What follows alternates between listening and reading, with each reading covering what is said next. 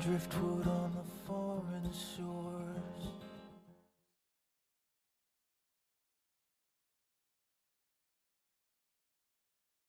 Boa tarde a todos e a todas. Bem-vindos a mais um painel do FIB. É um prazer estar aqui abrindo esse painel repleto de profissionais incríveis da área de proteção de dados. Meu nome é Jaqueline Trevisan Pigato, eu sou pesquisadora na Associação Data Privacy Brasil de Pesquisa, e desde o ano passado a gente tem realizado um projeto acerca de um outro evento organizado pelo Comitê Gestor da Internet no Brasil, que é o Seminário de Proteção à Privacidade e aos Dados Pessoais, que acabou conectando com esse painel que a gente está propondo aqui hoje. Então, nessa pesquisa, eu vou fazer uma rápida introdução e já vou apresentar os nossos convidados. Nessa pesquisa, a gente identificou alguns temas que foram muito debatidos em caráter multissetorial, ali dentro desse seminário, nos últimos 10 anos, e um tema de destaque, que foi muito constante, foi a construção de uma Autoridade Nacional de Proteção de Dados, a ANPD, né, dentro agora desse escopo de o Brasil já ter uma lei de proteção de dados. E essa pauta ela refletiu a necessidade de discutir não apenas a criação de um órgão regulador, mas também o seu formato, o seu papel e suas competências. Então, a gente analisa esse papel do seminário, a gente identificou nessa pesquisa duas fases que foi compondo esses temas. Por exemplo, na primeira metade da década, a gente vê que o evento serviu como uma plataforma de apresentação de conceitos e ideias, ao mesmo tempo que ocorria a primeira consulta pública para o anteprojeto, que seria o texto base da LGPD. E aí, na segunda metade da década, a gente viu que essa discussão amadureceu e, ao mesmo tempo, teve a segunda consulta pública. E, logo em seguida, o projeto ganhou tração no Congresso Nacional e teve também rodadas de discussão multissetorial por iniciativa do relator do projeto, que também participou do seminário em alguns anos. Então, a gente teve, né, como todo mundo sabe, a LGPD aprovada em 2018, que também criou a autoridade, a ANPD, e também um conselho multissetorial para auxiliar o trabalho da autoridade, né, o CNPD. Então, essa década nova que a gente inicia em 2020, ela tem essas pautas como expectativa, né, de monitoramento da LGPD em vigor e do trabalho da autoridade, e também consolida esse seminário do CGI como um espaço legítimo de discussão e de aprendizado. Inclusive, recentemente foi firmado um acordo de cooperação entre a ANPD e o NIC, né, que é o braço operacional do CGI. Então, o objetivo desse painel aqui hoje é a gente entender um pouco dessa construção ao longo da última década e analisar o que a gente espera para a atuação desse órgão tão importante. E aí, para isso, a gente reuniu os nossos convidados aqui, que representam diferentes setores e que podem compartilhar suas perspectivas e também, né, terem falas complementares. Então, apresentando rapidamente aqui comigo estão o Bruno Bione, que é fundador e professor e pesquisador na Data Privacy Brasil, a Laura Schertel Mendes, que é advogada e professora na Universidade de Brasília, a Rebeca Garcia, que é gerente de políticas públicas do Facebook no Brasil, e a Miriam Wimmer, que é uma das diretoras da Autoridade Nacional de Proteção de Dados. Então, eu gostaria de cumprimentar e agradecer a presença de todos, e também cumprimentar a minha colega da Data Privacy, a Thaís Aguiar, que está como relatora desse painel. Então, sem mais delongas, eu vou passar a palavra para os painelistas, e eu convido a todos que estão nos assistindo a enviarem perguntas durante a transmissão no chat, e aí, ao final das falas, eu vou fazer essa rodada de perguntas e de interação. Então, eu vou começar com o Bruno, que o Bruno teve presente em alguns painéis desse seminário na última década, onde, desde 2010, a gente já se falava em ter uma autoridade de proteção de dados, uma autoridade com autonomia, e que também se debateu muito o formato desse órgão, se deveria ter uma composição multissetorial ou não. E aí eu queria saber do Bruno, então, um pouco sobre essa história e como que ele olha para o papel do seminário, sendo esse espaço aberto e multissetorial que ainda promove muitas dessas discussões. Bruno, bem-vindo. Obrigado, Jaqueline. Boa tarde a todos e todas. Muito bacana de estar aqui com todas vocês nesse painel. Acho que se a gente não se encontrou pelo seminário, pode ser que esse encontro tenha sido operado pelo seminário em muitas circunstâncias. ou senão a gente também se encontrou necessariamente no seminário em algumas situações. Então, acho que essa pesquisa que também a gente está realizando via Associação Data Privacy Brasil de Pesquisa, tentar olhar em retrospecção, né, mas também olhando para o futuro, né, e foi uma pesquisa muito legal da gente estar fazendo ainda no Data Privacy Brasil, porque particularmente a minha jornada com a própria tema e agenda de privacidade e proteção de dados pessoais passa necessariamente pelo seminário, né, primeiro enquanto espectador, depois até mesmo enquanto palestrante, depois fazendo parte do staff do NIC do CGI-BR, ajudando a organizar, e desde então também como espectador e palestrante. Bom, quando a gente pensou em fazer uma pesquisa sobre o seminário, estava um pouco relativamente claro, mas ainda era uma hipótese, que a gente pensava e enquadrava o seminário dentro daquilo que a gente chama de um policy space, né? Enfim, a literatura, principalmente sociológica, trabalha muito com esse conceito, que é um fórum de articulação sobre o tema, de aprendizado e também, por que não, de definição de agendas do debate público. E a gente conseguiu, ao fazer todo esse olhar em retrospectiva, e olhando horas e horas de vídeo,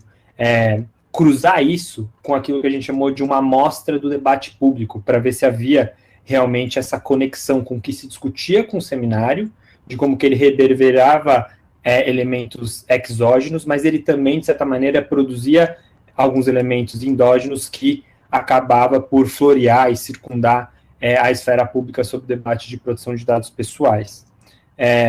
E a gente fez isso utilizando de um método que essa amostra do debate público foi composta por alguns critérios, entre eles, ou elementos, entre eles a consulta pública de 2011, que tem ali bastante contribuições, principalmente daqueles agentes que estavam mais engajados nesse debate, a consulta pública de 2015, todo o acervo de notícias nos dois principais jornais, que é o Folha de São Paulo e Estadão, sobre o tema de privacidade e proteção de dados pessoais através de buscas de palavra-chave, e por fim também olhando como isso se reverberou na série de audiências públicas realizadas especialmente durante a tramitação do projeto de lei na Comissão Especial de Proteção de Dados Pessoais. É interessante, então, perceber como que o seminário ele vai se construindo e até mesmo se reinventando a partir dessa combinação do que a gente já tinha em termos de debate público. Né? E aí, especificamente com relação à Autoridade Nacional de Proteção de Dados Pessoais, que foi um dos temas selecionados para a gente poder fazer alguns mergulhos temáticos, a autoridade, o próprio debate sobre multissetoriedade e corregulação, criptografia e outros, mas especificamente com relação à autoridade, logo no primeiro seminário, ali em 2010, 2011, tem até uma fala um pouco premonitória, que depois a gente acabou sofrendo e vivendo isso na pele ao longo da tramitação do projeto de lei, também do anteprojeto de lei, que era um alerta de um palestrante que dizia o seguinte: olha, apesar de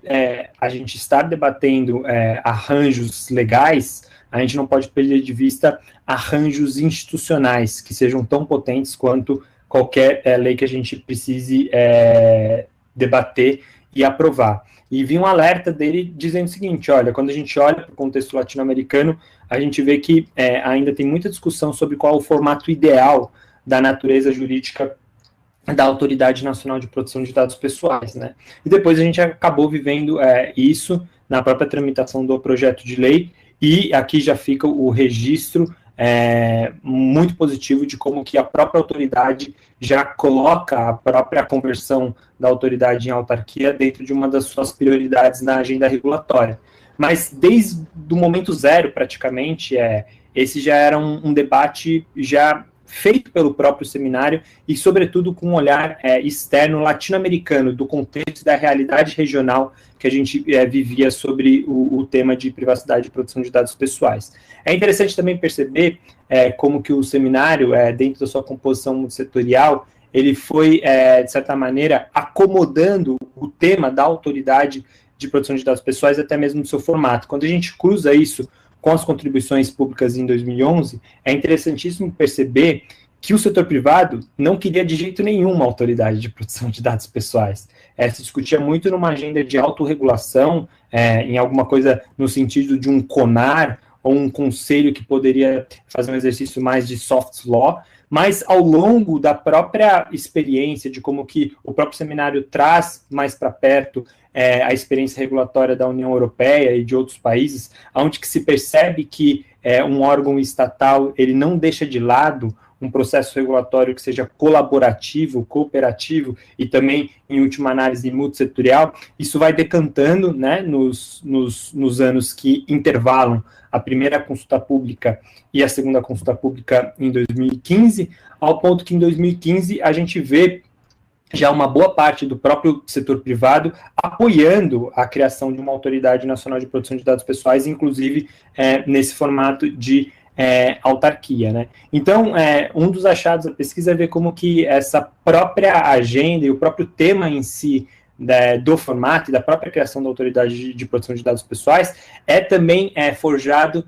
mediante dissensos que no final acaba se tornando um consenso. E esse consenso ele acabou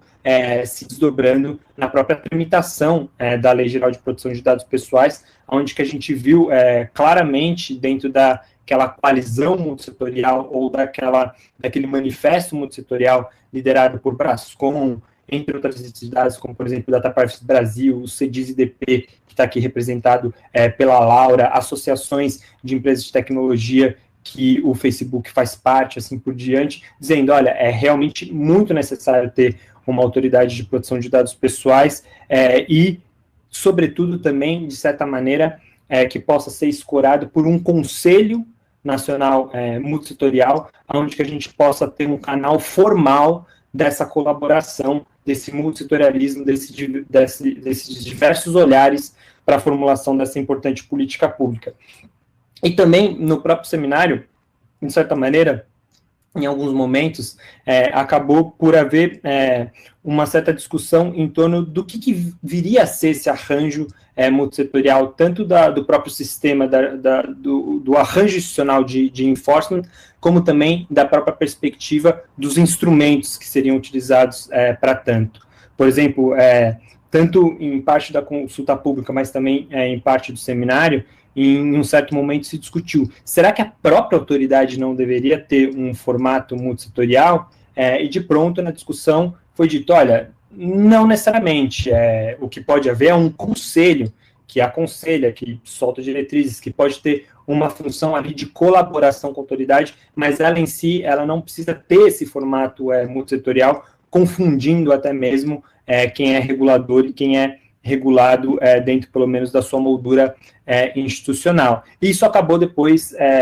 se desdobrando no próprio texto da lei, onde que a gente tem hoje o artigo 58b, onde que ele descreve todo o Conselho Nacional Multissetorial, inclusive com uma cadeira reservada para o próprio Comitê Gestor da Internet,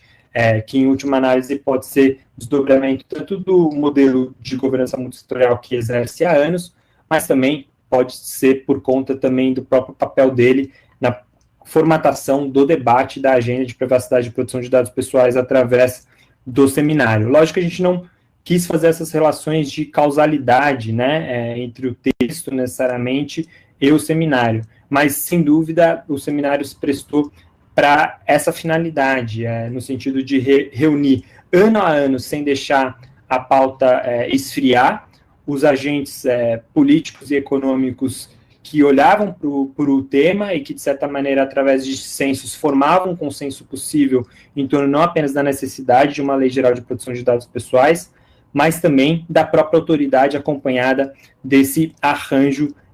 de um Conselho Nacional de Multissetorial para dar esse tom de um processo regulatório mais colaborativo. Já falei duas vezes esse termo, essa terminologia, processo regulatório colaborativo. O que eu quero dizer com isso, né? E aqui a gente tem super especialistas sobre esse tema. Cito aqui a própria diretora da autoridade, Miriam Wimmer, que tem um belíssimo artigo no tratado sobre sistema de enforcement que fala sobre corregulação. A Laura Sherton Mendes, para além de artigos que ela tem publicado, liderou uma ação especificamente na área da saúde que também ativa um desses instrumentos de corregulação, como é um código de boa conduta. Então, a gente vê como que o texto ele acabou avançando para que, além do arranjo institucional, a gente também tivesse instrumentos para haver essas conversas multissetoriais, né? Que especificamente a própria perspectiva dos códigos de boas práticas, de boas condutas, que aparece, por incrível que pareça, no primeiro seminário, em 2011, quando vem um colaborador do contexto norte-americano, e lá se discutia muito isso, o papel dos códigos de boas condutas para um instrumento, seja de autorregulação ou mesmo de corregulação. Então, a nossa lei, de certa maneira, não tem só apenas raízes teóricas e intelectuais no contexto da União Europeia, mas também dentro dessa perspectiva, digamos assim, mais de uma filosofia regulatória estadunidense. E talvez o principal ponto que ilustra bem isso, pelo menos do ponto de vista mais estrutural, é o princípio da accountability ou da responsabilidade de prestação de contas, no sentido de que todos os agentes, seja o regulador, a própria Autoridade Nacional de Proteção de Dados Pessoais e também os regulados, eles prestam contas uns para os outros para, de certa forma, tentar desencadear um processo regulatório mais colaborativo. Isso já está se desdobrando na prática, seja com a própria Autoridade Nacional de Proteção de Dados Pessoais fazendo uso de avaliações de impacto regulatório para demonstrar qual é o problema regulatório, quais são as soluções possíveis e por que se adota A em detrimento de B, seguido de consultas públicas, tomadas de subsídio e, por fim, agora que está em discussão, é a própria instrução normativa dos procedimentos sancionatórios. Toda essa discussão, muitas vezes etérea, abstrata, teórica, acaba ganhando veículos de concretização bastante específicos. Cito um deles que foi uma questão que a gente no Data Privacy Brasil elogiou muito o desenho da instrução normativa a esse respeito, que é a previsão que não apenas entidades que têm legitimidade para a propositura de ações civis públicas e coletivas, mas outros terceiros, entidades de interesse público, como gosta de dizer o professor Márcio Aranha, no jogo regulatório, podem contribuir, podem eventualmente fazer parte de um processo administrativo que possam, dessa maneira, colaborar para o processo regulatório. Então, a gente percebe como que essa discussão que vem sendo teorizada há bastante tempo, há mais de uma década, seja em fóruns como o próprio seminário, que depois acaba desaguando no texto da Lei Geral de Proteção de Dados Pessoais, de maneira ainda muito embrionária, começa agora a ganhar maior consistência nesse movimento de regulamentação da própria Autoridade Nacional de Proteção de Dados Pessoais. E, por fim, eu gostaria de destacar especificamente, de certa maneira, o quão bem-vindo foi a própria Lei Geral de Proteção de Dados Pessoais prever, e dar estatura e envergadura legal para o Conselho Nacional Multissetorial. Isso, muitas vezes, nem sempre é a regra. Alguns órgãos ou mecanismos de governança multissetorial não têm, muitas vezes, essa mesma estabilidade jurídico-legal. Muitas vezes são criados por decretos, e aí, por conta disso, ficam sujeitos a como que eventuais formatações do governo podem tocar, modificar ou alterar isso. O Conselho da Lei Geral de Proteção de Dados Pessoais tem essa envergadura legal, e também não é de se desprezar as próprias competências e atribuições do Conselho, porque ele vai ser um papel, ele vai ser um fórum formal realmente para esse diálogo multissetorial, por exemplo, de avaliação e de construção de relatórios anuais sobre a política pública desenvolvida para cumprimento da LGPD e da própria Autoridade Nacional de Proteção de Dados Pessoais. Então, para concluir, acho que a gente está nesse momento onde que toda essa década de discussão de dissensos e da própria formação de um consenso de que a gente acabou adotando quase como se fosse um denominador comum na moldura da Lei Geral de Proteção de Dados Pessoais, agora se espera que seja colocada em movimento, né? E até o momento acho que a gente pode já ver um horizonte possível, positivo, e acho que cabe a nós, justamente aqui nessa mesa multissetorial, entender qual que é o papel e qual é a função das nossas organizações, dos nossos pares, para isso poder se concretizar. Muito obrigada, Bruno, pela ótima fala. Eu vou imediatamente passar a fala para a Laura. A Laura também participou de várias edições do seminário, então ela acompanhou muitas dessas discussões, tanto na fase, né, da escrita ali do texto do projeto, quanto na fase já de tramitação. E aí eu queria que a Laura comentasse um pouco sobre isso com a gente no papel da autoridade. Com você, Laura. Muito obrigada, Jaqueline. Bom, em primeiro lugar, boa tarde aqui a todas. Boa tarde, Bruno, Jaqueline, Miriam, Rebeca e Thaís. É um prazer estar aqui nesse painel do FIB e discutindo em especial essa evolução, né, toda da nossa arquitetura normativa e institucional da proteção de dados no Brasil. Assim como o Bruno, Miriam e Rebeca, já há muitos anos nos deparamos aí, eu diria, discutimos e dialogamos toda essa construção e essa arquitetura, participamos também ativamente dela em alguma medida,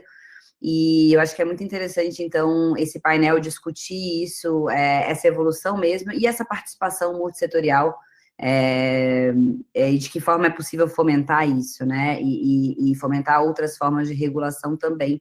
na linha do que o Bruno comentou. Eu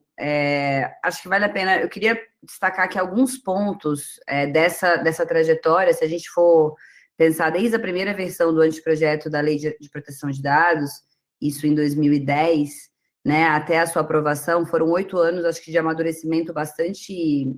grande, assim. A gente viu que, de fato, a participação dos atores variou bastante nesse processo, e, ao mesmo tempo, eu diria também, o próprio projeto foi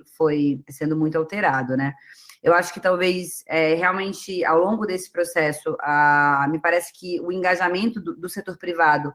ficou muito claro, e aí, se por um lado a gente não tinha isso no começo, no final a gente começou, de fato, a perceber, e aí, seja,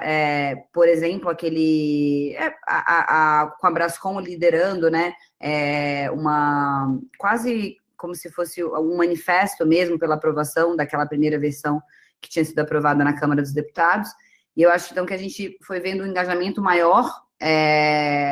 do setor privado, talvez com a percepção de que a própria lei poderia também trazer benefícios em termos de segurança jurídica, em termos de inovação, em termos de competitividade. Então, acho que essa foi uma percepção que eu tive nesse processo, que foi bastante diferente, talvez, né, observando o começo, e aí até o momento derradeiro aí da aprovação da lei em 2018. Uma questão que eu acho que vale a pena, talvez, mencionar, pensando aqui nesse processo, talvez, se a gente for pensar naquele momento em que o relator Orlando Silva debateu com toda a sociedade, né, numa mesa ampla, os detalhes aí do que veio a ser a LGPD, muitos se lembram desse momento, eu acho que vale a pena que a gente lembrar, talvez, quem foi o grande ausente nessa mesa, né? Eu acho que o grande ausente nessa mesa foi exatamente o poder público. O governo, até onde eu sei, de fato não querer, ou talvez não compreender todo o impacto daquele momento. Mas eu acho que isso vale a pena a gente mencionar, porque isso trouxe, de fato, também, de alguma forma,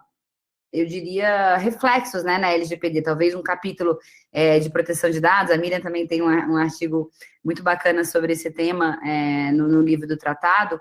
e, de fato, é um capítulo complexo, difícil difícil de interpretar, e talvez uma das explicações seja um pouco essa, a de que o próprio poder público, nos seus mais diversos aí,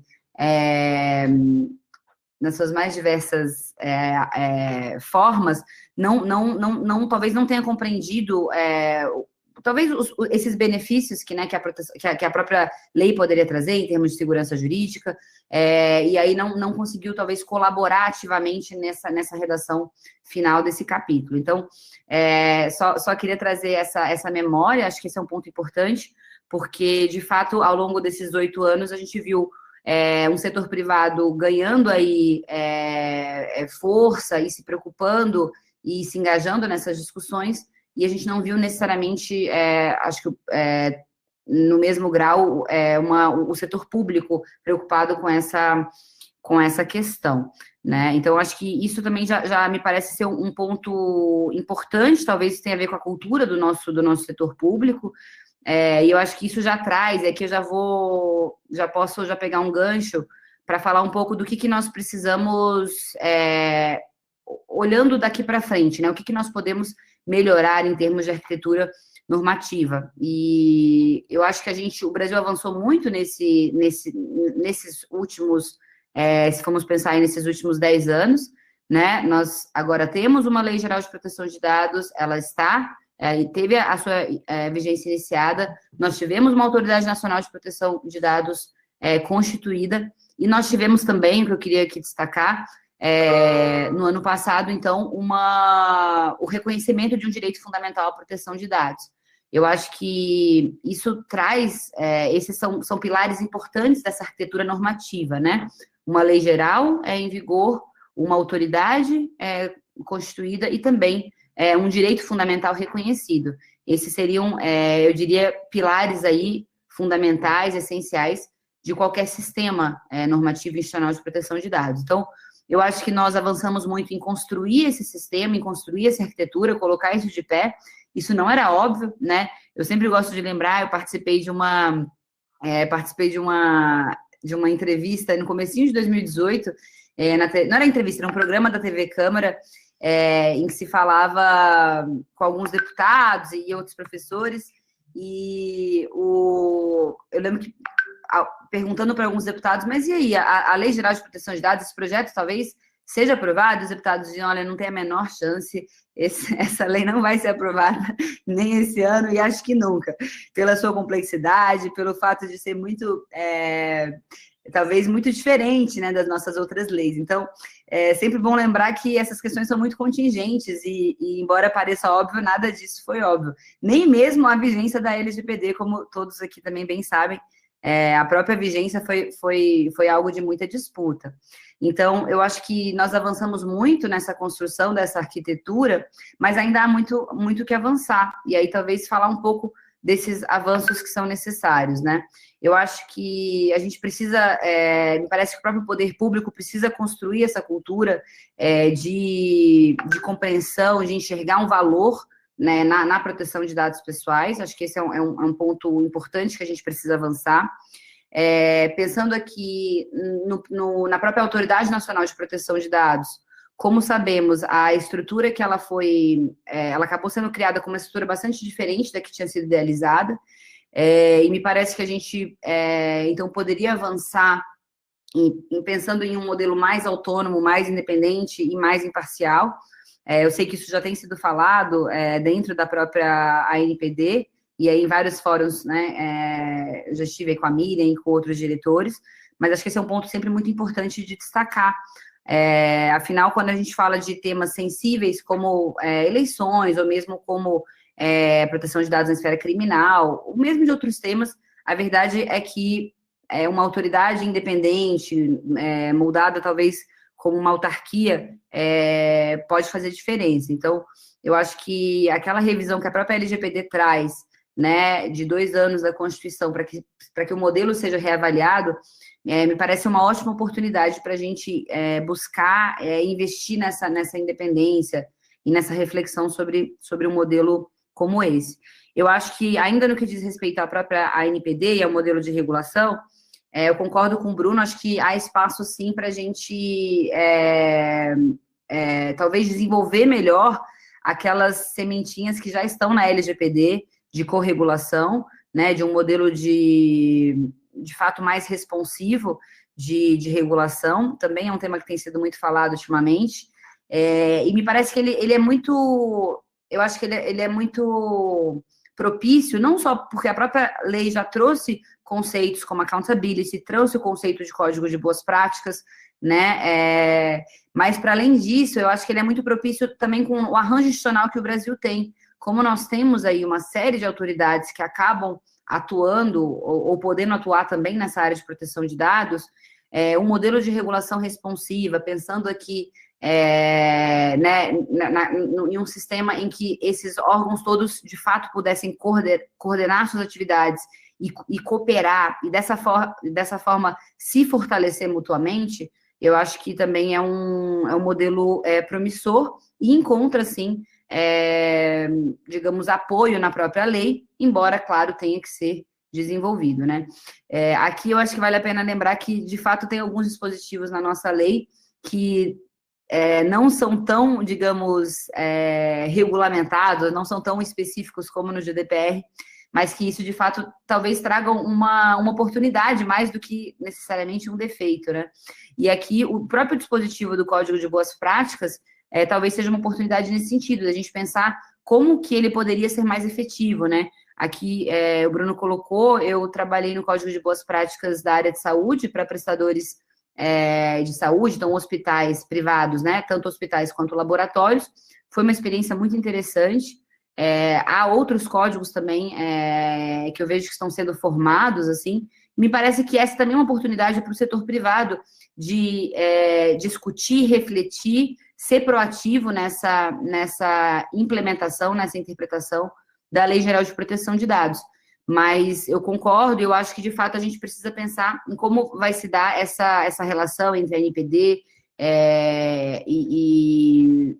de que forma esses códigos poderão se tornar mais efetivos aí, em termos de enforcement, ainda que pensando no enforcement privado, né? E aqui pensando, eu queria citar mais outros dois temas, não sei exatamente quanto tempo que me sobra, mas eu vou 5 minutos? Perfeito. Nesses últimos 5 minutos, dá para a gente falar, acho que dos dois últimos temas que me parece que precisam ser desenvolvidos. Que é a LGPD penal, né, que nada mais é do que esse anteprojeto de Lei Geral de Proteção de Dados na área criminal, que foi elaborado por uma comissão de juristas, instituída pelo ex-presidente da Câmara dos Deputados, Rodrigo Maia. Eu tive a honra de ser relatora dessa comissão, e nós trabalhamos, então, em um anteprojeto que acabou depois sendo chamado, então, de LGPD penal. Eu acho que algumas palavras em relação a esse projeto, né? Ele não foi ainda proposto formalmente, então por isso que ele é apenas um anteprojeto, mas ele acabou sendo cunhado de LGPD penal porque, de fato, a ideia é que ele seja mesmo uma lei geral para essa área criminal, dado que a própria LGPD excluiu do seu âmbito de aplicação esse tema. Ele é geral porque a ideia é que ele possa conviver com outras legislações específicas que a gente já tem, seja o CPP, seja, eu diria até o Marco Civil da Internet e tantas outras leis que se aplicam para essa área criminal. Então, nesse sentido, o geral, ele serviria para trazer esses princípios gerais, essas regras gerais e, acima de tudo, serviria para a gente superar aquele paradigma que ainda digamos, o paradigma vigente nessa área de proteção de dados na esfera pública e também na investigação criminal, de que somente os dados sigilosos ou sensíveis mereceriam algum tipo de proteção. Então, eu sempre cito muito a Jaqueline Abreu, que fala de uma quase como se fosse uma teoria, né, ou um direito ao sigilo. Aquilo que é sigiloso merece proteção. O que não é sigiloso pode ser tratado de qualquer jeito. Então, a gente precisa superar também nesse campo criminal essa perspectiva de que os dados pessoais, de uma forma geral, não mereceriam uma proteção. E isso me parece que só poderia ser superado com essa LGPD penal, com esse anteprojeto. Então, acho que seria muito importante que esse debate acontecesse no âmbito, né, do Congresso e que, portanto, esse projeto pudesse ser, de fato, esse ou outros, pudessem ser, de fato, apresentados formalmente aí pelos congressistas. E, por fim, acho que ainda tenho mais um minutinho, me parece ser um ponto muito relevante se a gente desenvolver aquilo que uma doutrina, e talvez uma jurisprudência também, em termos do direito fundamental à proteção de dados. Aqui mais um pilar dessa arquitetura que eu acho fundamental. A gente sabe que, com a complexidade da sociedade atual, somente a proteção dos dados no âmbito infraconstitucional, ela não vai ser suficiente para proteger o cidadão. Até porque somente a LGPD ela não vai limitar o legislador, né? Isso não vai impedir que o legislador possa criar milhares de bancos de dados e inúmeras situações de coleta de dados que podem se configurar como abusivas. Então, a proteção constitucional ela é fundamental porque ela limita os poderes da República, sejam eles o executivo, o legislativo e mesmo o próprio judiciário. Então, nesse sentido, essa tutela constitucional me parece que foi um avanço importante que o Supremo deu no ano passado, no famoso caso do IBGE, mas eu acho que a gente precisa desenvolver ainda mais esse direito, né, delinear esse direito. Quais são os limites desse direito? Acho que isso não ficou claro naquela decisão. É claro que esse direito fundamental não é absoluto, não faria sentido que ele fosse. Então, que fique claro em quais situações esse direito pode e deve ser limitado. Para além disso, nós sabemos de toda a teoria dos direitos fundamentais, seja na Alemanha, mas também muito aplicada e teorizada no Brasil, da eficácia horizontal dos direitos fundamentais, ou seja, um direito fundamental, e no caso a proteção de dados, que também vai se aplicar a entes privados e nas relações privadas, e me parece ser importante também desenvolver e compreender e delinear dogmaticamente esse direito. Então, acabou meu tempo, eu acho que eu espero ter sido clara nesses elementos que eu acho que a gente pode, sim, aprimorar essa nossa arquitetura, esse nosso sistema de proteção de dados em construção. Muito obrigada. Muito obrigada, Laura, acho que foi super claro, sim, e é legal para a gente ter agora um olhar, né, para o futuro e para as expectativas de atuação da NPD. E aí, sobre isso, eu já vou chamar a Rebeca, que é a nossa representante do setor privado, exatamente para comentar sobre essas expectativas e alguns pontos ali que a Laura colocou também, né, de como o setor privado vai estar atuando nesse contexto. Rebeca, bem-vinda. Obrigada, Jaqueline. Boa tarde a todas e todos. Quero, primeiro agradecer aqui o convite, parabenizar o Data Privacy Brasil pela iniciativa de organizar, de promover esse workshop tão relevante. Quero cumprimentar aqui as minhas colegas e o meu colega de painel. Aliás, eu acho uma satisfação, enfim, quero registrar aqui minha satisfação de estar nesse painel, não só sobre um tema tão importante, mas com mulheres aqui brilhantes e que eu admiro tanto já dessa longa trajetória de construção. Bom, e aliás, nada melhor, né, do que falar sobre já uma década, né, parece bastante, ao mesmo tempo a gente tem tanto ainda a conversar, mas nada melhor do que falar sobre essa década, digamos, de debates construtivos, com mais esse momento aqui, não só de debate, mas esse momento de reflexão, né, de parar brevemente e fazer esse exercício tanto de olhar para trás, né, de olhar para essa experiência de amadurecimento, de construção dessa arquitetura normativa, para usar aqui a expressão bem feliz aqui que a Laura utilizou, e que, enfim, né, esse exercício que Bruno, que Laura já apresentaram que estão bem, como também esse outro olhar de perspectiva, né, de olhar adiante também com relação à atuação da NPD e considerar as expectativas, considerar né, as perspectivas, considerar também os desafios que se colocam e as oportunidades igualmente, eu diria, né, e é nesse segundo olhar, esse olhar mais adiante que eu quero focar, que é a minha fala hoje, como a Jaqueline também sugeriu, e, claro, vale aqui reforçar e dizer, eu faço isso dentro desse espaço aqui multissetorial, do ponto de vista do setor privado, como representante aqui do Facebook no Brasil. E quero, aliás, aproveitar e antes de lançar esse olhar prospectivo, né, esse olhar adiante, queria destacar a importância que tem o diálogo, que tem esse tipo de construção multissetorial e de debate para a própria atuação do Facebook, para a própria área de privacidade de políticas públicas do Facebook. Aliás, a empresa tem um time específico de privacidade e políticas públicas na região, na América Latina, também cobrindo, inclusive, o Brasil, e vem participando desses debates tão construtivos mesmo e tão móveis, né, como o Bruno comentou, a Laura comentou também a respeito dessa evolução e desse amadurecimento. Realmente é um processo de amadurecimento que foi acontecendo ao longo desses anos e que culminou com essa visão super importante da LGPD como uma lei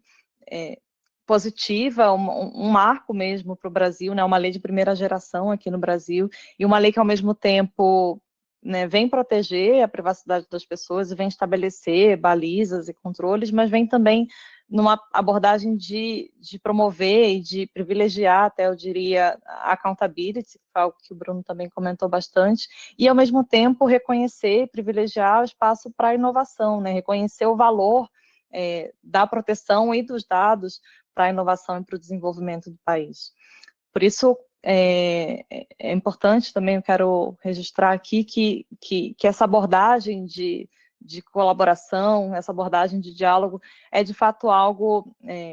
que é um pilar também de atuação do Facebook, é algo muito coerente com o que o Facebook tem feito para proteger a privacidade e a segurança dos dados das pessoas, né? Para, por exemplo, criar ferramentas acessíveis para que as pessoas tenham transparência, para que as pessoas tenham controle sobre o uso dos seus dados. Então, só para citar aqui alguns exemplos ilustrativos, para além de toda a participação, né, nesse processo aí já longo de amadurecimento, de construção da lei, de construção da autoridade, discussão a respeito do conselho, o Facebook vem usando essa abordagem de diálogo, de consulta também, inclusive com relação às suas próprias políticas, com relação às suas próprias ferramentas. Por exemplo, no ano passado, como resultado de uma série de conversas, inclusive no Brasil, mesas redondas, conversas com organizações, com especialistas, com reguladores, o Facebook fez mudanças para tornar suas ferramentas de privacidade mais intuitivas e mais acessíveis para as pessoas. Isso foi resultado dessas conversas e resultado de um esforço e de um white paper que a empresa produziu para tratar de uma questão que é tão importante e tão nova ao mesmo tempo, né, que é de como traduzir na prática questões importantes de privacidade, colocando as pessoas no centro do design mesmo, né, como tornar, por exemplo, essas ferramentas, esses controles mais acessíveis. Né? Uma outra abordagem nessa linha de colaboração é o apoio à participação também de pesquisas e de projetos independentes, por exemplo, como o próprio projeto de memória, um projeto tão importante que o Data Privacy Brasil tem, e que faz esse esforço, né, de não só observar o tema privacidade, proteção de dados, mas de fazer esse resgate dessa história, que é uma história muito rica, muito, de fato, não só de amadurecimento, mas de colaboração, de perspectivas, de setores e de atores diversos. O Facebook tem participado também de fóruns de discussão propriamente, né, desde as discussões que levaram até a construção da lei, até as discussões que seguem, essa aqui, inclusive, no Fórum da Internet no Brasil, os seminários de privacidade do CGI, né, é um fórum da maior importância que tem e continua a colaborar para esses avanços, para esse processo contínuo de construção. E só mais um exemplo que é interessante destacar aqui nesse contexto de multissetorialismo, de construção, de debate, é o projeto da CIPA com o IDP, um projeto que o Facebook tem apoiado e acompanhado, que é justamente de promover essas discussões, de promover uma construção para ajudar e contribuir para uma regulação mais efetiva e para uma implementação também mais efetiva da lei. Então, é com base nessa experiência de diálogo construtivo e com base na experiência também prática em termos de privacidade e proteção de dados, no sentido de adotar a privacidade desde a concepção de produtos e de serviços do Facebook, no sentido de fomentar a construção de uma cultura de proteção de dados, não só a cultura no sentido geral, né, para fora da empresa, mas dentro da empresa também, de promover treinamentos, de promover iniciativas que justamente façam todas as pessoas no Facebook, desde o estagiário até o CEO, Mark Zuckerberg, passando por mim, Rebeca, gerente de políticas públicas, de internalizar o valor da privacidade e da proteção de dados como uma responsabilidade de todo mundo na empresa, né? Então, com base nessa experiência, nessa atuação, que também é uma atuação que vem amadurecendo ao longo dos anos, né, com relação ao Facebook, essa é também uma perspectiva, uma atuação que vem evoluindo, vem amadurecendo, é que eu queria considerar agora que, propriamente, essa tarefa de pensar as perspectivas, de pensar expectativas também com relação à atuação da NPD do ponto de vista, né, daqui do meu lugar de fala, digamos assim, do setor privado, como representante do Facebook. O Bruno e a Laura, eles fizeram excelentes intervenções na linha de né, desse processo de construção, de olhar para trás, né, de mostrar o quanto que mudou, o quanto que evoluiu, o quanto que faltou, o quanto que teve também. E eu quero aproveitar esse olhar histórico, né, que é importante manter tão vivo, né, na memória, e conectar com esse olhar pensando mais adiante, né? E para isso, com relação à atuação da NPD, eu destaco aqui, primeiro, a multiplicidade, eu diria, de papéis que a lei, que a LGPD atribuiu à autoridade, né? Uma multiplicidade no sentido de envolver não só, né, o papel importante de fiscalização, o papel importante de editar regulamentos, mas também papéis como de zelar, aliás, essa é uma palavra que aparece bastante na lei, o papel de orientar, o papel de promover, de estimular, e ao mesmo tempo, como a Laura bem comentou, é um papel que é importante, que merece ser ainda mais explorado, mas ao mesmo tempo é algo que não impede, nem deve impedir que os atores também, os agentes de tratamento, os atores privados se movimentem e colaborem, né, nesse processo aí de colaboração, colaborem para o desempenho desses papéis. E nesse contexto, ou seja, nesse contexto de multiplicidade, por um lado, de papéis da autoridade, nesse contexto também ainda de início, né, a gente está ainda numa fase inicial de vigência da lei, mesmo numa fase inicial da própria vivência e existência da autoridade, as nossas expectativas dizem respeito, portanto, principalmente a esse papel orientador, eu até diria esse papel catalisador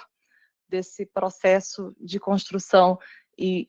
de amadurecimento de uma cultura de proteção de dados, né? E também com relação a essa posição de cooperação, como Laura e Bruno destacaram, cooperação que vem acontecendo, né, por meio, por exemplo, de acordos de cooperação técnica com órgãos e entidades diversas, mas ao mesmo tempo uma posição de centralidade em que a LGPD colocou a NPD, né? Centralidade no sentido da interpretação da LGPD e no sentido da sua implementação também, algo que está refletido lá no artigo 55K. E é claro que esse olhar para frente, né, essas expectativas com relação a esse papel de orientação, com relação a esse papel catalisador, eu diria assim, é claro que ele naturalmente ele traz desafios, né, e são desafios, eu diria, também naturais pelo fato de a NPD ser uma autoridade nova, né, responsável por orientar a implementação de uma lei que também é nova, uma lei, como eu disse, ainda de primeira geração no Brasil, e fazer isso com relação a questões super complexas, né, questões complexas e relevantes, como a questão da transferência internacional de dados, como os direitos titulares, enfim, a gente pode citar aqui uma série de exemplos diferentes. E aqui eu quero fazer uma pausa, um breve registro para também elogiar e, de fato, parabenizar a autoridade pelos passos importantes que ela vem tomando nessa direção, passos que já vem nesse sentido de explorar e de ampliar esse esforço de atuação de regulação responsiva, né, de ouvir a sociedade, de ouvir os mais variados atores, por exemplo, divulgando, né, já com bastante espaço de tempo, uma agenda regulatória bem completa, dando essa visibilidade, esse espaço, né, para planejamento, para discussão, iniciativas de participação social, seja por meio de reuniões técnicas também, né, do ponto de vista mais técnico, seja por meio de tomadas de subsídio, de consultas, né, orientações com guia de orientação. Então, de fato, tem já uma série de exemplos, eu tenho certeza que a Miriam vai falar em mais detalhe e dar ainda mais exemplos, mas eu quero aproveitar esse espaço para de fato, registrar e parabenizar esse esforço, de novo, né, dentro de um cenário que é um cenário de desafio, de uma lei nova, de uma autoridade que foi criada outro dia, né, praticamente falando. Então, de fato, são movimentos e são passos importantes que estão sendo dados nesse sentido de explorar esses mecanismos. E aí, com isso, eu também quero aproveitar e falar um pouco para além desses desafios, e ainda pensando nessa abordagem de perspectiva, de expectativa, quero tocar num ponto que a Laura aqui trouxe, e que, a nosso ver, ao ver do setor privado, é algo importante, algo que o setor vem buscado desenvolver, e a NPD tem um papel aqui importante, que é seja o de reconhecer ou de alguma forma participar disso, que é esse espaço importante que a lei trouxe no artigo 50, né? Esse espaço que traz essa janela, eu diria assim,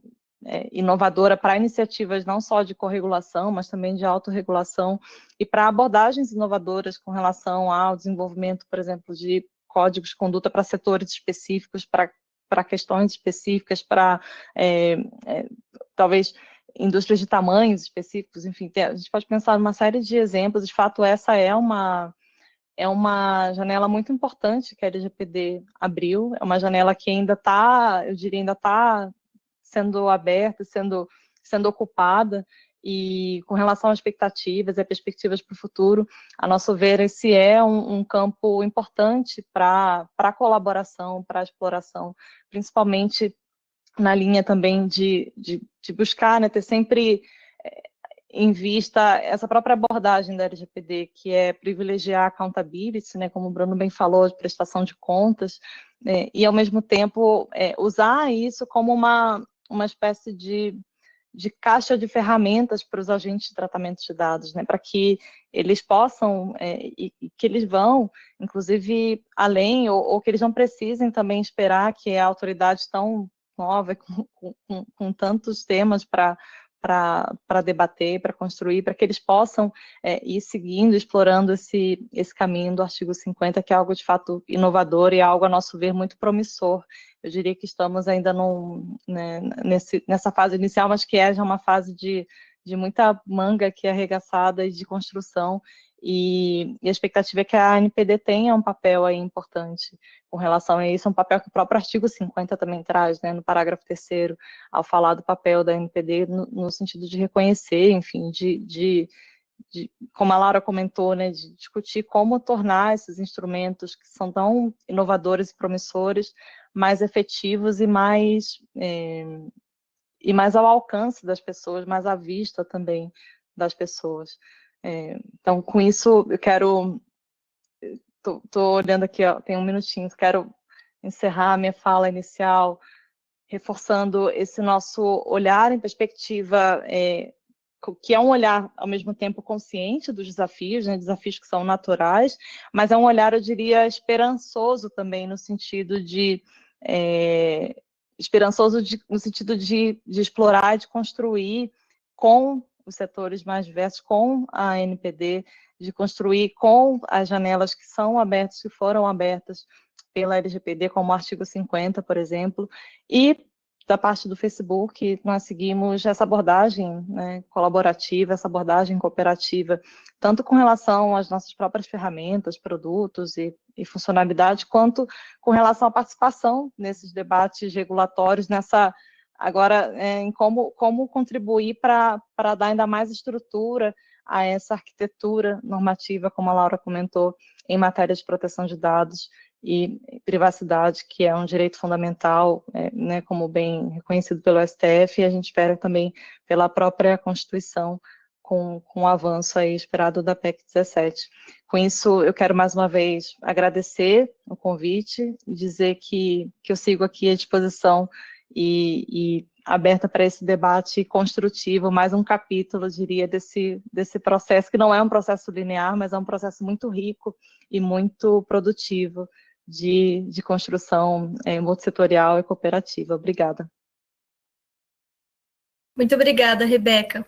Bom, agora, como nossa última convidada, eu vou passar para uma das diretoras da própria NPD, para a Miriam. Miriam, a gente já falou sobre a trajetória dessa construção e agora também sobre expectativas, então eu peço para você falar um pouquinho para a gente do que foi comentado aqui, né, dessas expectativas de atuação, dessas questões de corregulação e da cooperação da NPD com outras entidades também. A sala é sua, Miriam. Obrigada.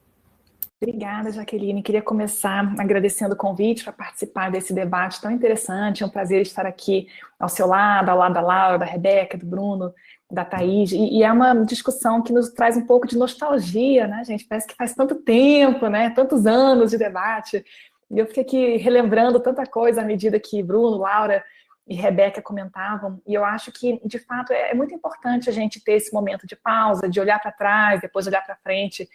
de refletir como chegamos nesse ponto, né? E eu acho que um consenso que emergiu de todas as falas é que foi um processo que envolveu muita discussão, né? Primeiro, discussão dentro do Poder Executivo, e aqui a Laura, que atuou na Senacom, na época das primeiras versões, vai certamente se lembrar de muitas reuniões envolvendo vários órgãos, muitas dúvidas, para que querendo essa lei, para que serve, não precisa, está tudo tranquilo, né? Depois, discussões no Congresso Nacional e a relação Câmara, Senado, né? Muitas audiências públicas, muitas reuniões de trabalho, discussões depois, de novo, dentro do Executivo, e aqui a gente está falando dessa dinâmica complexa da relação do Executivo com o Legislativo, tanto na época da tramitação, em que havia projetos de lei concorrentes, como também depois na época das sanções e dos vetos, né, que aconteceram em 2018. E aqui eu acho que uma nota de contexto, que é muito importante para compreender esse processo, é também recordar que houve muitas descontinuidades no Executivo, né, houve muitas mudanças políticas nesse período de 2016 até 2020, onde estamos agora, né, e que sempre que há uma troca política, há também uma certa descontinuidade de entendimentos, de posições. Então, esse processo também de reconstruir consensos dentro do Poder Executivo é um processo importante, sobre o qual nem sempre se tem tanta visibilidade, mas me parece realmente uma nota de contexto relevante. E eu acho que, assim, em paralelo a isso tudo, muitas discussões fora desses ambientes formais de formulação de normas, mas ambientes que, de fato, servem como, digamos assim, um laboratório, um espaço de teste de políticas públicas, né, que foi um pouquinho a expressão que o Bruno utilizou quando falava do seminário de privacidade do CGI, como um policy space, acho que foi essa a expressão que ele utilizou, um ambiente em que a gente consegue maturando, amadurecendo, testando opiniões e extraindo consensos que depois vêm a informar o processo formal de elaboração normativa. Então, de fato, eu concordo com esse diagnóstico de que uma característica marcante de todo o processo é essa natureza multissetorial, né,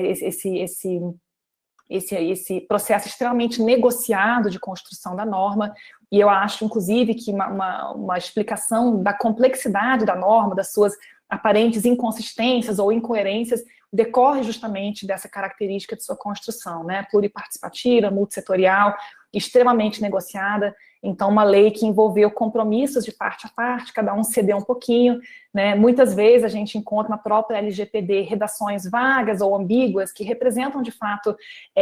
um compromisso para que uma disputa interpretativa seja postergada para um segundo momento, né? Permitindo que se avance ali pontualmente em um determinado momento, né? Então, tudo isso acho que forma um pouquinho esse contexto no qual a NPD veio a ser criada, e vale lembrar que também a própria criação da NPD foi cercada de negociações, de controvérsias, né? A NP 869, que foi produzida ali no finalzinho do governo Temer, dezembro de 2018, quando ninguém mais acreditava que ia sair nada, ela propunha uma estrutura dentro da administração direta, e depois, na negociação no Congresso Nacional, é que foi introduzida aquela redação que falava que num período de 2 anos deve ser feita uma avaliação com vistas à sua transformação numa autarquia especial. Então, também a própria criação da NPD deve ser compreendida como algo que fez parte de um processo extremamente negociado, um processo com múltiplos atores que exerceram um papel de influência relevante. E aí eu acho que é muito interessante avaliar, né, em que medida esse percurso contribuiu para o que a NPD é hoje, né, e quais são as perspectivas para a NPD. E aqui eu também, assim como o Bruno, eu sou cautelosa, assim, eu acho que é muito difícil a gente falar em relações de causalidade, né? A gente pode mais ou menos tirar uma fotografia de um contexto em que essas discussões aconteceram, sem dúvida elas informaram o processo, mas daí é muito difícil dizer que o seminário, esse, aquele, né, foram decisivos para a construção da NPD da forma como ela é hoje. Mas eu acho que, de fato, assim,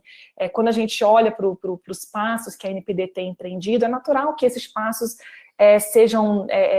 iluminados, eu acho, pelos debates de 10 anos que precederam a criação da própria NPD, né? Então, quando a gente olha para o que a NPD é hoje, a gente tem que entender também que nós temos uma lei de inspiração europeia, né, uma lei que pressupõe uma certa estrutura institucional de autoridades independentes, dotadas de certas competências, mas uma lei que se aplica à realidade brasileira, que é muito distinta da realidade europeia em vários critérios, né? Então, para começar, uma estrutura de autoridade muito pequena, né, que hoje tem, acho que quase 40 servidores, a gente está aumentando o quadro técnico devagarzinho, mas a proporção servidores da autoridade versus população brasileira é absolutamente descombinada daquela que a gente vê na Europa. Basta pensar no caso da ICO, que é uma autoridade grande, que tem 760 funcionários, né, para um país com uma população muito menor que a nossa. Então, esse já é um elemento que nos distancia, né, que nos obriga a pensar em soluções próprias. Em segundo lugar, o fato de que o tema é novo, né, não tem uma cultura de proteção de dados no país, é um assunto que as pessoas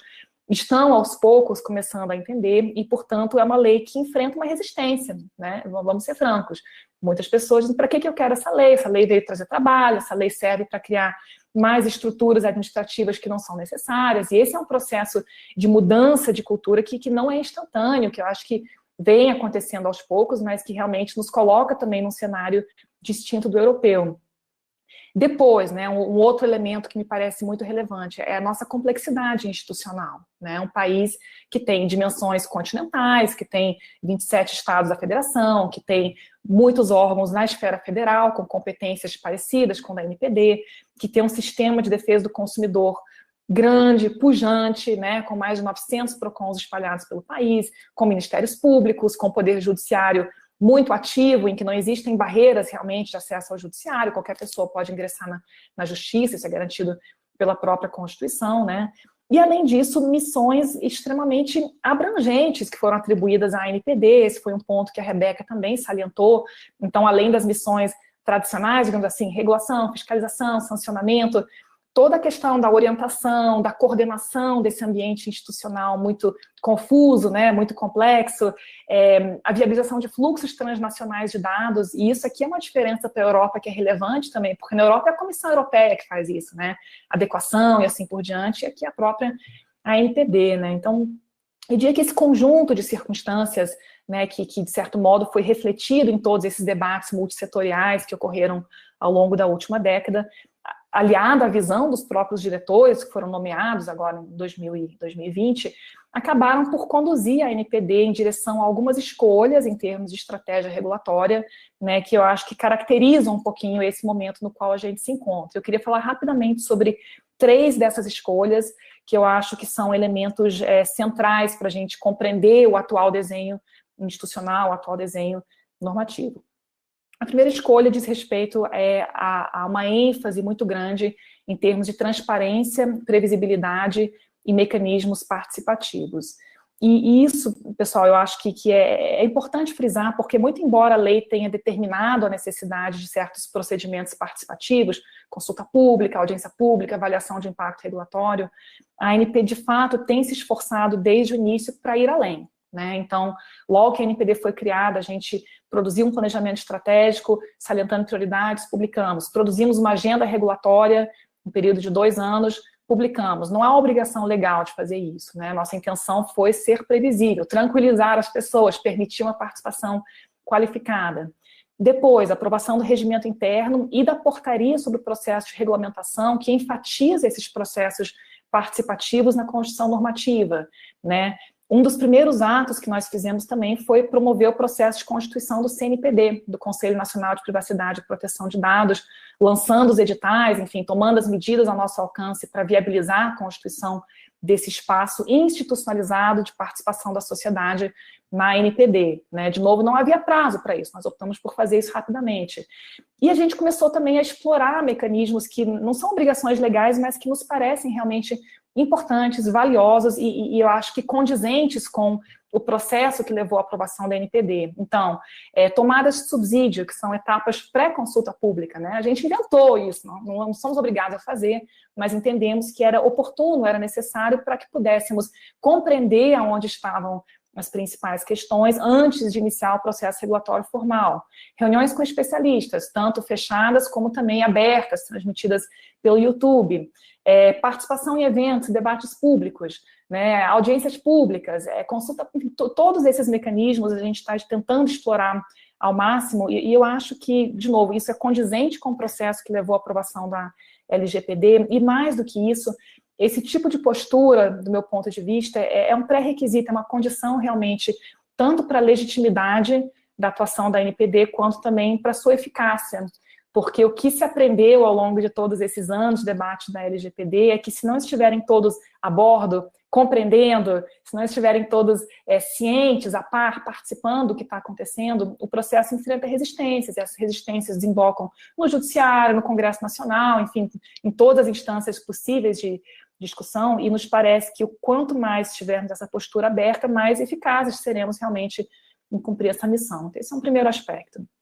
O segundo aspecto foi também mencionado por vários dos que me precederam, que diz respeito à questão da coordenação institucional. E esse é um outro tema que me parece absolutamente crucial, e é um tema que foi também bastante debatido no processo legislativo, né? Eu tenho certeza que Bruno, Laura, Rebeca vão se lembrar dos debates que havia sobre a interface entre LGPD e Código de Defesa do Consumidor, por exemplo, quando se cogitou, vamos tirar, não pode ir para os PROCONs, não, pode sim, responsabilidade, como é que vai ser? Né? E acabou se chegando num desenho legislativo que não apenas não excluiu a possibilidade de recurso aos órgãos de defesa do consumidor, como, pelo contrário, expressamente reafirmou essa possibilidade, né? Então, aqui a gente vê a NPD sendo criada pequenininha, né, assim, recém-nascida, agora completando 9 meses, né, muito pequena, face a sistemas extremamente estruturados e muito importantes, né, ninguém duvidaria da importância dos PROCONs, ou dos ministérios públicos, ou das agências reguladoras no nosso contexto doméstico. Então, aqui, de novo, essa estratégia regulatória de buscar a cooperação e a coordenação institucional me parece também ser um requisito muito importante para que a gente possa ser eficaz. E a Laura usou uma expressão que eu acho bonita, que é os órgãos se fortalecendo mutuamente, né? Eu acho que é bem por aí, e nesse sentido eu destaco que já firmamos acordo de cooperação técnica com a Senacom, com o CAD, com o NIC-BR, estamos com outros, né, saindo do forno em breve. Temos um processo de cooperação interessante com as agências reguladoras, já temos casos concretos de investigação conjunta envolvendo Ministério Público, Senacom, CAD e a NPD, foi o caso envolvendo o WhatsApp, a Rebeca deve conhecer também detalhes desse procedimento. E aqui, de novo, me parece que essa é uma estratégia regulatória imprescindível quando se compreende que é necessário buscar segurança jurídica, né? Evitar a fragmentação de interpretações sobre a LGPD, evitar que cada PROCON ou cada órgão público desse país saia interpretando o que deve ter no relatório de impacto, ou como é que se interpreta o legítimo interesse. Então, de novo, esse papel de orquestrador, de diplomata, né? O papel de um órgão capaz de trazer uma interpretação técnica para a LGPD me parece muito importante, especialmente quando a gente considera que existem órgãos dotados de independência por força da própria Constituição, e podemos pensar no Poder Judiciário, no Ministério Público, no Tribunal de Contas, por exemplo, órgãos que certamente terão um papel muito importante de atuação no processo de conformidade à LGPD, mas que é necessário que haja uma sinergia, né, para que se evite que cada um saia num caminho distinto e, com isso, traga insegurança para as empresas e falta de proteção para o próprio titular. E o terceiro aspecto que eu queria destacar, a terceira estratégia, estou vendo que faltam aqui ainda uns 2 minutinhos, diz respeito justamente à ideia de regulação responsiva. E esse é um tema também que me parece que foi bastante explorado nesses 10 anos de debates multissetoriais, né? E eu acho que, de novo, é uma abordagem que é imprescindível quando a gente considera a transversalidade da pauta que a NPD tem que tocar, né? O fato de que ela incide sobre todos os setores da economia, quase todos os campos do poder público, né? E quando se considera também a nossa realidade de uma organização pequena, num país de dimensões continentais. Então, nós entendemos que seria importante focar nesse papel orientador, já produzimos guias orientativos, já colocamos informações no site, orientações aos titulares também, e também essa ideia de que é interessante estimular e explorar essa abertura que a legislação trouxe para mecanismos auto- e corregulatórios, né? Isso foi também aqui mencionado. E, de novo, eu acho que quando a gente pensa em regulação responsiva, a gente tem que pensar, de um lado, nas limitações do próprio poder público, né, que não é mais capaz de minuciosamente regular todos os aspectos da realidade, fiscalizá-los um por um, né, e, no outro lado, o fato de que a própria assimetria de informação entre poder público e entes privados, associada a essa lógica de accountability, de responsabilidade, viabiliza que se explore também mecanismos privados de constituição do ambiente normativo, sujeitos a uma supervisão pública e mesmo ao enforcement privado, como falou a própria Laura. Então, a gente tem olhado com muito interesse para essas possibilidades, é algo que a gente está ainda estudando, explorando, tentando entender como é que vai ser, Eu acho que por parte do setor privado existe também um processo de amadurecimento ainda em curso, porque os códigos de conduta que eu tenho visto são essencialmente de boas práticas, mas não possuem mecanismos de enforcement ainda acoplados a eles, né? Então, esse seria talvez um próximo passo, um passo mais sofisticado. E é uma abordagem que a gente tentou também explorar no nosso regulamento de fiscalização e sanções, que passou por consulta pública agora até o final de junho, e é um regulamento que, enfim, a gente pensou muito sobre ele, né, e pensamos realmente em como imprimir um caráter responsivo a essa atuação fiscalizadora e sancionadora, ou seja, uma atuação que fosse gradual, que fosse baseada no comportamento do regulado e baseada num plano de monitoramento do setor que nos permitisse priorizar a atuação fiscalizadora e sancionadora em direção a temas que fossem realmente mais urgentes ou que trouxessem mais impactos aos titulares. Então, é um desenho também que a gente está explorando e que eu acho que é um desdobramento, digamos assim, de todo esse debate transcorrido no Congresso Nacional, no Poder Executivo, nos ambientes privados ao longo dessa década. Então, pensando assim, desafios de curto e longo prazo da NPD, eu acho que eles estão bem expressos no nosso planejamento estratégico, né? Então, a questão da mudança de cultura, que inclui essa articulação institucional toda, esse papel orientador, a questão da agenda regulatória, porque, de fato, é um ambiente normativo ainda repleto de lacunas, repleto de disputas interpretativas, né, que ainda terão que ser concluídas, questões que não foram resolvidas no Congresso, serão resolvidas agora na esfera administrativa. E, por fim, naturalmente, a questão das características institucionais da NPD, e esse é um tema que foi também comentado pelos que me precederam. De fato, a estrutura da NPD é provisória, é uma estrutura que não é ideal, mas é um primeiro passo, né? Então, nós já concluímos nossos estudos internos necessários para a criação da autarquia independente, já temos um anteprojeto de lei que está em negociação com o Ministério da Economia, e pelo menos no que tange a nós, né, estamos nos preparando para que essa mudança possa ocorrer o mais rápido possível. É claro que existem outras questões que fogem ao nosso controle, questões orçamentárias, questões políticas, enfim, mas é algo que nós entendemos sim ser prioritário e por essa razão incluímos no nosso planejamento estratégico. Então, acho que seriam essas considerações iniciais, Jaqueline, com isso eu te restituo a palavra, agradecendo mais uma vez o convite. Muito obrigada, Miriam, ótima fala, como sempre, e agradeço todas as nossas palestrantes e ao nosso palestrante. Como a gente ainda tem alguns minutinhos, eu vou endereçar algumas questões do público, e aí eu vou deixar em aberto para quem se sentir à vontade de responder, tá? O Pedro, ele colocou aqui que ele gostaria de saber das palestrantes se já consideram a LGPD suficiente para endereçar os desafios atuais ou se já podemos revisitar o texto em alguns pontos específicos, e nesse caso, em quais temas seriam?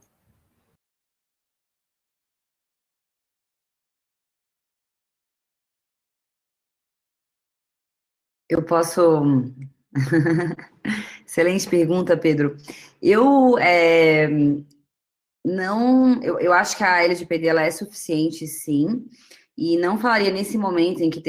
não temos ainda nenhum ano, né, da vigência da lei, eu não falaria de fato em revisitar ou modificação da lei. Isso eu vivenciei muito também quando eu trabalhei com a defesa do consumidor, é sempre um risco muito grande, né, a gente começar a alterar a lei que sequer ainda, que ainda não tem nenhuma interpretação tão firme, né, que como a gente viu aqui nesse painel, a gente está em construção, os seus conceitos, a sua interpretação. Então, eu entendo que quando a gente fala de aprimorar o sistema, enxergar as lacunas, onde essas lacunas estão. Então, o exemplo que eu dei foi porque a própria LGPD excluiu do seu âmbito de aplicação o aspecto criminal. E ela mesma indicou que uma lei específica precisaria ser editada. Então, eu entendo que a gente pode sim endereçar esses desafios, mas sem mexer na LGPD, que eu considero que seria um risco nesse momento ainda de começo, né, de interpretação. Então, essa é a minha visão. E só pegando um gancho na fala da Laura, com a qual, aliás, eu concordo integralmente, eu nem sei se eu vejo a questão como uma questão de suficiência de responder aos desafios, né? Esse talvez seja algo que a lei sempre vai estar, de alguma forma, atrasada, e justamente nisso a LGPD é muito inovadora no sistema brasileiro, né? Porque ela tem mecanismos, ela tem essa abordagem, né, de princípios, ela tem, acho que, uma série de instrumentos que não só dão longevidade, mas que justamente colocam na mão dos atores interessados, do setor privado, do setor da sociedade civil, da autoridade, né, central da interpretação da lei. Então, eu diria que, justamente como a gente vem falando aqui, como a Laura apontou, eu diria que é mais esse esforço de agora pegar essa lei, que é uma lei boa, é uma lei inovadora, é uma lei que tem esses instrumentos que muitas outras leis não têm, e colocar isso de forma a de fato, ir dando conta e olhando para esses desafios atuais. Então, só para reforçar aqui o ponto da Laura, e acredito que esse esforço, né, que a Miriam acabou de citar, de construção, de pré-consulta, enfim, acho que tudo isso, toda essa utilização dessas ferramentas, né, como eu comentei mais cedo, vão contribuir para que o Brasil, de uma maneira geral, seja capaz de dar conta dos desafios, de dar conta das questões, sem necessariamente ter que encarar essa situação como sempre uma necessidade de ir mudando a lei ou de fazendo leis, né, que é uma corrida que não só não tem grandes chances de ser uma corrida competitiva, mas, de fato, não é exatamente disso, acho que se trata. Acho que é muito de pegar essa lei principiológica, essa lei tão dinâmica e tão focada em questões importantes como prestação de contas, como accountability, e com isso, explorar esses instrumentos, esses espaços de experimentação de policy e de regulação para dar conta desses desafios atuais.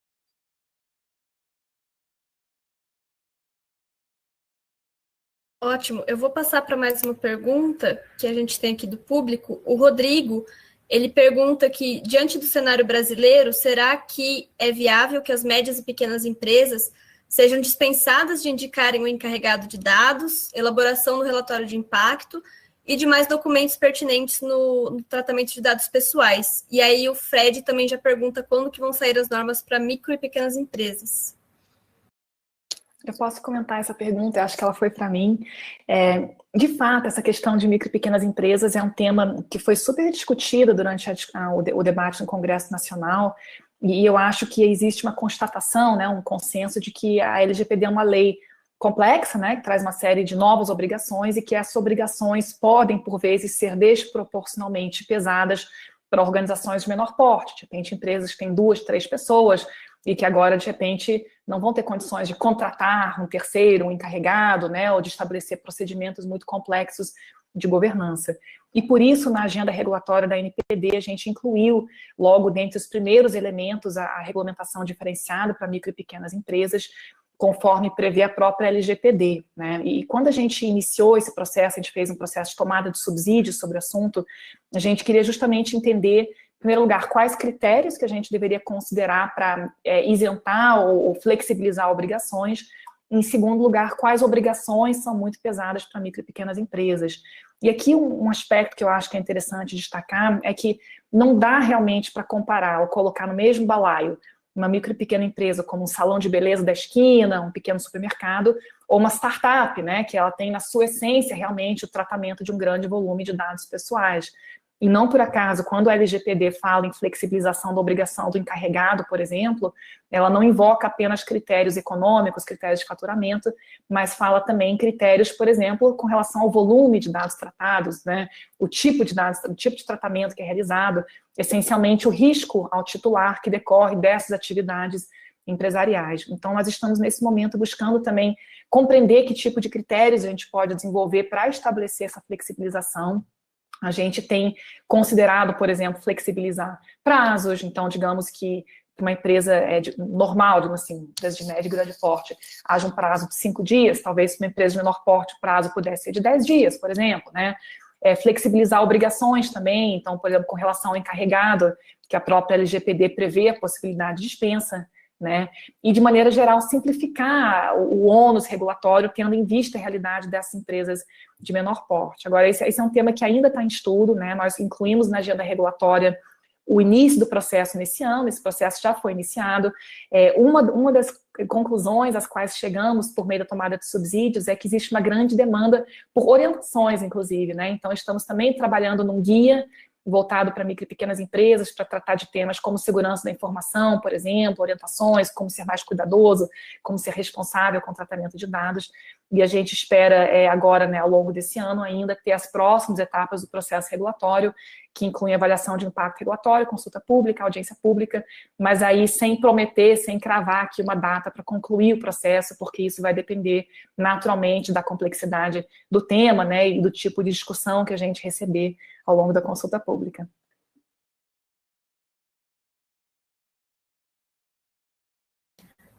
Ótimo, eu vou passar então, acho que para mais uma questão, a gente ainda tem alguns minutinhos. A Maria Lúcia pergunta,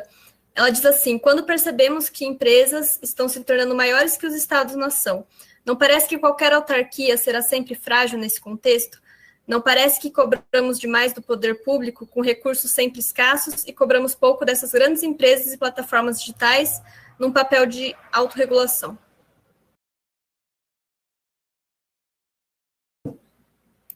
Eu acho que eu posso reagir um pouco aqui. Eu acho que isso combina também com todo o fio condutor, que foi um pouco o painel, e também com essa última fala da Miriam, que é a perspectiva de que, como a lei é uma lei geral de proteção de dados pessoais, ela também já veio preparada para traçar cenários de regulação assimétrica, né? Então, considerando as realidades, né, de cada organização do perfil do regulado. E aí, a esse respeito, acho que é importante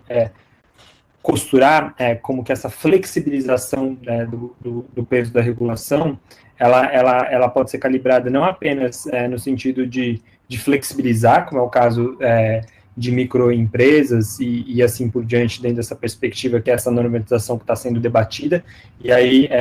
uma das nossas contribuições foi justamente a esse respeito, de que o porte econômico não é apenas um dos critérios, mas ele tem que ser conjugado com essa perspectiva do risco, do perfil da atividade de tratamento de dados, e se você tiver um cenário onde que mesmo a organização sendo de pequeno porte, mas tendo um alto risco na sua atividade de tratamento de dados, não haveria necessariamente essa flexibilização. E a outra questão que também está desenhado na nossa Lei Geral de Proteção de Dados é que o artigo 50, que foi várias vezes aqui mencionado, ele expressamente considera que o programa de governança ele deve ser correspondente e adaptado para o volume, para a escala daquela organização. Então, nesse sentido, quando a gente verifica organizações, enfim, com fluxos transnacionais, com porte econômico gigante, como é esse mencionado na pergunta, a cobrança do órgão regulador vai ser justamente espelhada por esse volume e pelo próprio texto da Lei Geral de Proteção de Dados Pessoais que lhe permite fazer dessa forma. E se a LGPD traz essa prerrogativa, eu acho que, mais uma vez, a gente tem que verificar como que vai se dar essa interação para não falar em autorregulação, mas necessariamente em corregulação. E eu acho que esse é o divisor de águas, né, para entender como que, de fato, a gente vai botar em movimento essas perspectivas trazidas pela Lei Geral de Proteção de Dados Pessoais. E aí, só para realmente concluir, o caso que a diretora Miriam acabou de citar, ele é muito emblemático, no sentido de que você tem vários órgãos reguladores, justamente no sentido de conciliação, de diálogo, para que haja essa movimentação coordenada junto a um ator relevante do mercado. Então, acho que é mais por aí. Eu posso complementar aqui também, espero não estar interrompendo ninguém, mas até para talvez esclarecer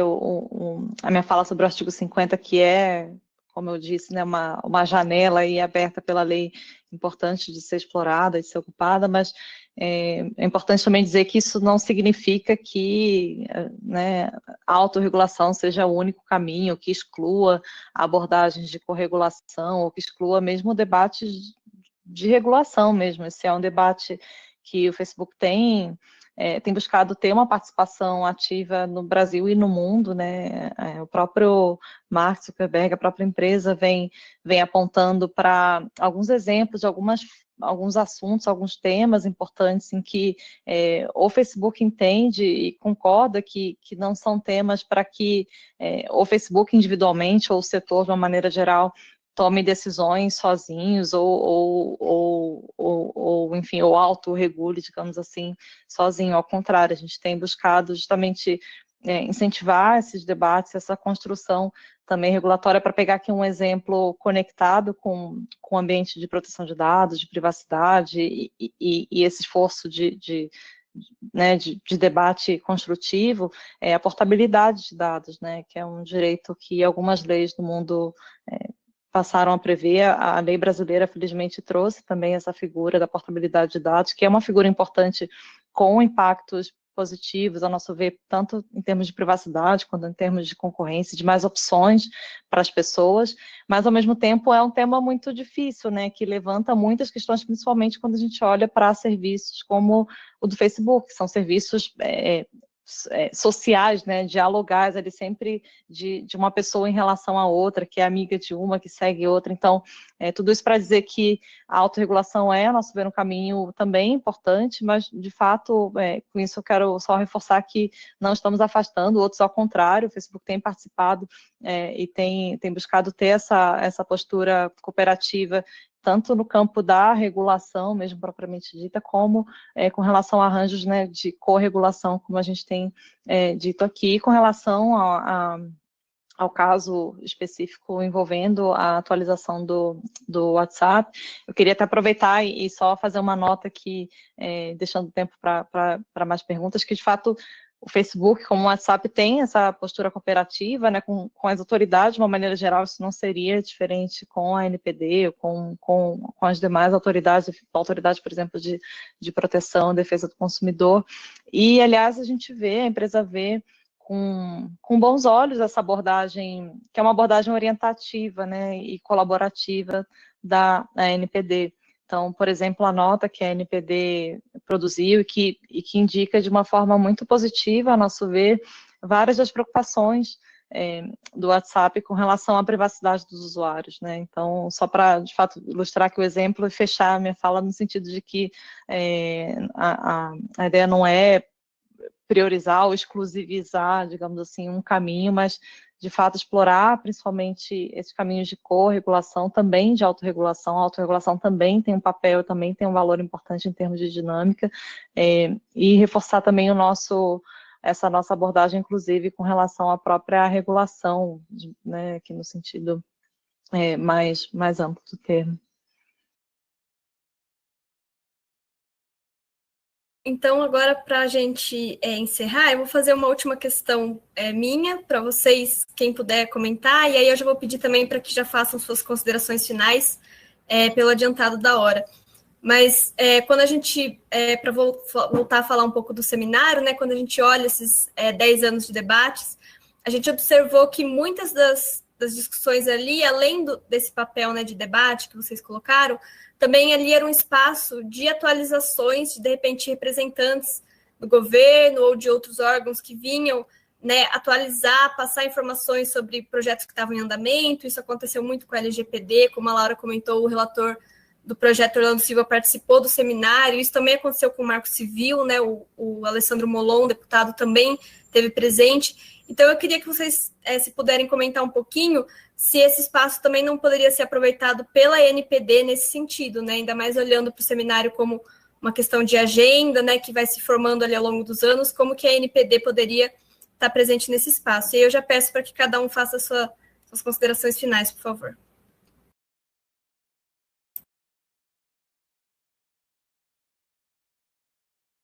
Bom, então eu vou começar, porque acho que a pergunta falava um pouquinho da NPD. Eu acho que sim, naturalmente, eu acho que isso vai acontecer, e eu falo da minha perspectiva pessoal. Eu participei desse seminário muitos anos, seja como espectadora, seja como painelista também. Eu estive no seminário no ano passado, quando eu tinha acabado de ser nomeada para a NPD, estarei de novo esse ano. Então, para mim, sempre foi um espaço privilegiado para discussão do assunto, um espaço que reúne grandes nomes nacionais, nomes internacionais, e eu acho que é muito natural que ele continue se firmando como esse tipo de de ambiente em que os temas são testados, são discutidos um pouquinho, e também um ambiente em que a cada ano que passa se comunica com um público mais amplo, né? Isso eu tenho achado interessante, porque as primeiras edições eram muito pequenininhas, né? Era meia dúzia de gatos pingados, e a cada ano que passa a gente percebe que um público maior está envolvido, então me parece que é natural que sim, que ele seja reconhecido como um espaço de discussão de temas que, posteriormente, né, amadurecendo, ingressarão formalmente na agenda política e na agenda legislativa. Então, eu também queria concluir rapidamente agradecendo mais uma vez a possibilidade de participar desse debate tão interessante. Fico à disposição também para as próximas. Obrigada, Jaqueline. Posso comentar então, Jaqueline? Bom, acho que com certeza também concordo plenamente com a Miriam, e acho que a gente cada vez mais deve ter esse tipo de espaço, né? A gente está num momento em que a gente precisa discutir e compreender esses conceitos da Lei Geral de Proteção de Dados. Então, acho que isso é muito importante. Como a Rebeca colocou, nós temos um projeto no IDP com o CIPL, que é um think tank internacional, e nele a gente chama de regulação efetiva da LGPD, e a ideia é exatamente compreender esses conceitos novos, como a Miriam muito bem colocou. A gente tem vários princípios que não estavam antes no nosso ordenamento, né? Várias regras que também não estavam antes no nosso ordenamento, e eu entendo que esses espaços são muito importantes para que a gente possa discutir essa interpretação e a adequada aplicação de cada uma dessas regras. A gente passou tanto tempo discutindo a lei, como ela deveria ser, né, como ela deveria ser elaborada, e agora a gente tem que discutir como ela vai ser aplicada, né? Acho que, ao fim e ao cabo, é isso. Então, as minhas palavras finais, nesse sentido, acho que a gente tem esse enorme desafio de colocar uma lei que é boa, nunca é perfeita, mas ela é boa. O nosso desafio hoje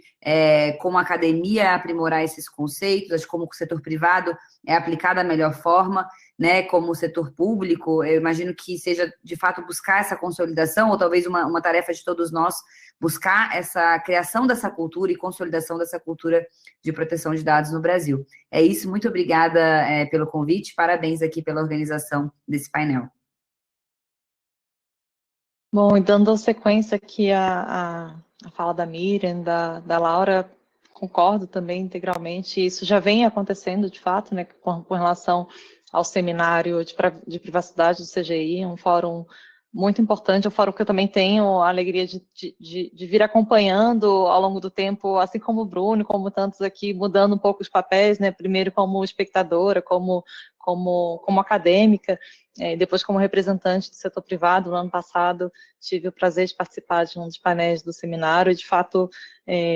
certamente, enfim, a nossa visão é uma visão positiva e promissora, assim,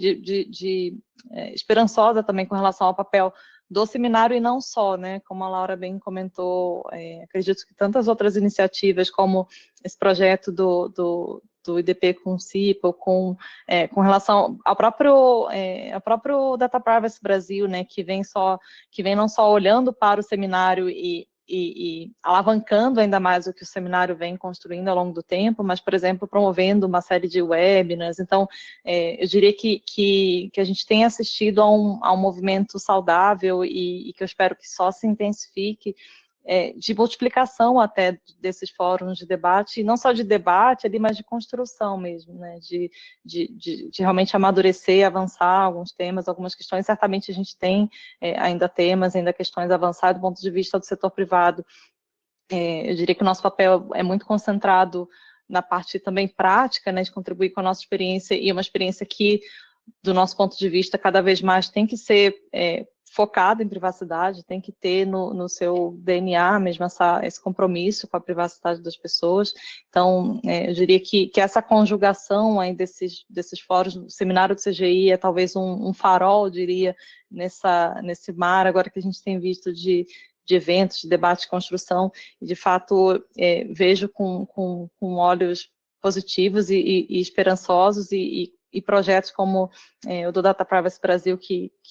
alavanca ainda mais esse seminário, acredito que tenham ainda mais a contribuir para esse esforço de fato que a gente está, e para esse contexto que a gente está, que ainda é um contexto de gestão, compreensão e de construção ainda e amadurecimento de tantos temas importantes. Com isso, eu agradeço mais uma vez o convite e parabenizo o Data Privacy pela organização, pela promoção do workshop, parabenizo o CGI por mais esse fórum, né? E sigo aqui à disposição aqui nos próximos seminários e fóruns e outras oportunidades de debate de construção. Obrigada. Acho que também ao longo da pesquisa a gente pôde ver assim, duas ondas da série histórica do seminário, uma primeira muito de nivelamento,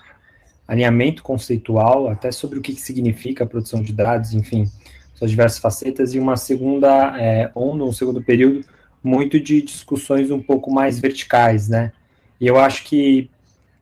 em razão do tema de privacidade e proteção de dados pessoais ser um tema transversal, aquilo que, né, o pessoal regulacionista vai chamar de um problema regulatório de muitas mãos, eu acho que a gente tende a ver mais ou menos a mesma formatação acontecer agora, né, no período pós-aprovação da Lei Geral de Proteção de Dados. Tem esse primeiro momento que eu acho que ainda de compreender os conceitos básicos, as ferramentas trazidas pela lei, e depois, invariavelmente, de entender qual que vai ser a verticalização disso em diversos setores e contextos, né? Então, só para citar algum, desde telecomunicações, passando por saúde, chegando no contexto eleitoral, que foi um debate que a gente fez hoje pela manhã, junto com o Internet Lab, a Miriam e a Laura também estavam presentes. E daí a importância do que a Miriam colocou, né? A autoridade, ela está ali dentro de um ecossistema, trabalhando e coordenando junto com outros órgãos reguladores, e aqui é importante destacar, não apenas com o aparato estatal, mas também outros atores que contribuem, né? E acho que um pouco dessa nossa agenda, CDIS-DP, Facebook, Data Privacy Brasil, cada qual colaborando, até mesmo fazendo ações não necessariamente em conjunto, mas que tem essa interdependência e se fortalecem de maneira mútua, acho que é mais ou menos por aí que a gente tende a ver os próximos anos. É um longo processo para a maturação da própria Lei Geral de Proteção de Dados Pessoais e também para a formação de uma cultura de proteção de dados pessoais, assim como foi no passado, com o Código de Defesa do Consumidor, por exemplo, que foi uma das leis que foram citadas aqui. Perfeito. Gente, então, mais uma vez, eu agradeço a todos vocês pela participação aqui hoje. Agradeço a todos que estão nos assistindo, que nos ouviram, e também agradeço ao CGI e ao NIC pela realização, né, e super organização desse evento, que eu acho que é um evento super importante. E eu aproveito para convidar todo mundo que está assistindo a gente aqui agora para ingressar no espaço público de interação que o FIB está promovendo. O link está aqui na descrição do vídeo. E também convidar todo mundo para assistir a sessão principal do FIB hoje, às 4, daqui a pouquinho, às 16 horas, que vai ser sobre plataformas educacionais. Então, mais uma vez, agradeço a todo mundo e desejo a todos um ótimo FIB aí pelo resto da semana e dou como encerrado esse painel.